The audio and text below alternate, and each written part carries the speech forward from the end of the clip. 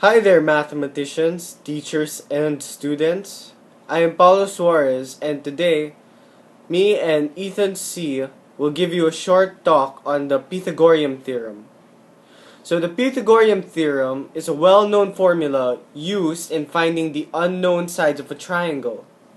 The Pythagorean theorem has around 367 proofs, which verifies its validity. The Pythagorean theorem is a statement that the sum of the areas of two small squares equal the area of the bigger square.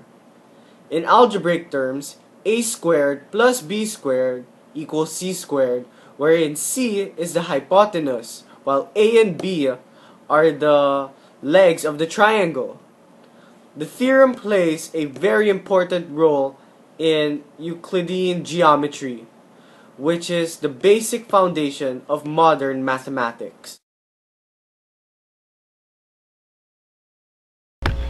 So the Pythagorean theorem states that the sum of two small squares. So in this figure, we have a small square here, another square here, and another square here. So in the Pythagorean theorem, it states that the sum of two small squares is equal to the sum of the biggest square. So in this case, this and this are our smaller squares, and this is our largest square. And as we know from the formula, c squared is equal to a squared plus b squared, wherein a is the shortest side, so in this case it will be this, and b the second longest side and the second shortest side, and c, which is the hypotenuse, or the longest side, so it's also this.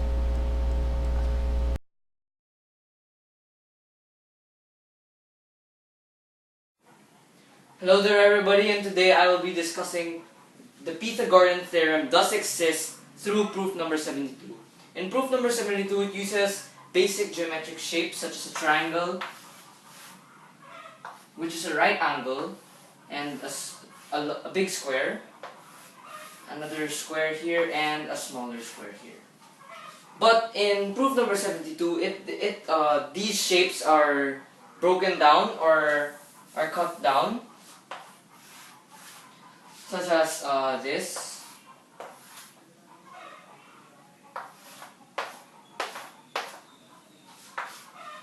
But even if these basic geometric shapes were cut into pieces, uh, we can prove that the Pythagorean theorem still does exist in its many proofs. So just in this example, we will name the triangles according by side. So we know that in a triangle there are three sides, A being the shortest side, B being the second largest side, and C being the hypotenuse, or the largest side. So in this triangle, we will name the shortest side A.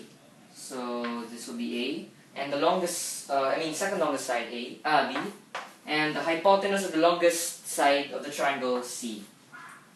As these shapes are all linked together, we know that the area to get we know that the formula to get the area of a square is side squared.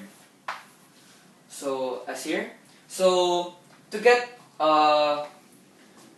the area of this smaller square, we will multiply a by itself. So a squared plus side times side, so times plus b squared,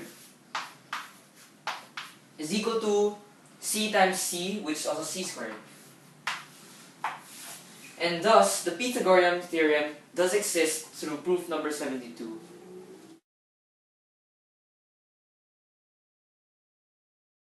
So we will be applying the Pythagorean theorem. So in this equation, Xavier has a wall climbing facility wherein the wall is 30 meters high and is 10 meters long from the foot of the ground. The PE teachers need to know how long the rope should be for wall climbing. So analyzing this, we have the wall climbing, 30 meters, and the foot, which is 10 meters. And as we see, it's a right triangle. It forms a right angled triangle, and this part is our x, or what we need to find.